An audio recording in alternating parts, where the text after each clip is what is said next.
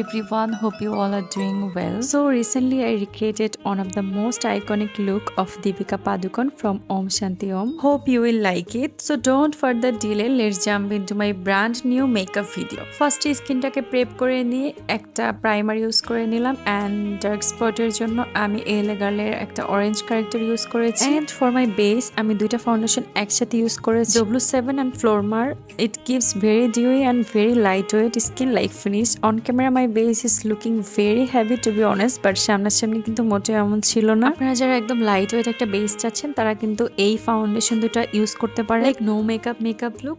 Though Flormar is a heavy and full coverage foundation, then W7 এর concealer use করে আমি MAC এর fix পাউডারটা দিয়ে ফেসটাকে সেট করে নিয়েছি। আজকে না আমি ফেসটাকে একদম বেশি করে ব্রোঞ্জ করে নিতে চাচ্ছিলাম, একদম যেন শার্প দেখায়। আর আপনারা রেগুলার আমার মেকআপ ভিডিও দেখেই থাকেন, সো আজকে ওভাবে ডিটেলসে ভিডিও দেওয়ারও কিছু নাই। জাস্ট এই লুকটা কিভাবে রিক্রিয়েট করেছি ওইটারই একটা ভিডিও করে রাখলাম সো দ্যাট আপনাদের সাথে আমি শেয়ার করতে পারি। এনিওয়ে অনেকে আইলাইনার পড়তে পারে না ঠিকভাবে। আপনারা ফার্স্টে একটা হালকা কালারের আই শ্যাডো আপনার আই লাইনে খুব সুন্দরভাবে আর্চ করে নেবেন। আই শ্যাডো ব্লেন্ড আউট হয়ে যায়, সো ভুলভাল করলেও কিছুই হবে না। দেন তার উপরে আপনি আইলাইনার ইউজ করবেন আমি যেভাবে করেছি, এতে করে আইলাইনারটাও খুব সুন্দর, দুইটা সেম ভাবেই হবে। সো এই চোরামি ট্রিক্সটা ইউজ করতে পারেন। অনেকে আইল্যাশ গুলো ইউজ করে ফু দিয়ে শুকায়, কিন্তু এটা না করে আপনি হাত দিয়ে হালকা করে শুকিয়ে দেন ইউজ করতে পারেন। আর ফু দিয়ে করলে গ্লুটা তাড়াতাড়ি লেগে যায়, এতে করে আপনার আইল্যাশটা লং লাস্টিংও হবে আর ল্যাশ খুলেও পড়ে যাবে না। দেন আমি হালকা পিঙ্ক শেডের একটা লিপস্টিক ইউজ করেছি। এই লুকটা একদমই সিম্পল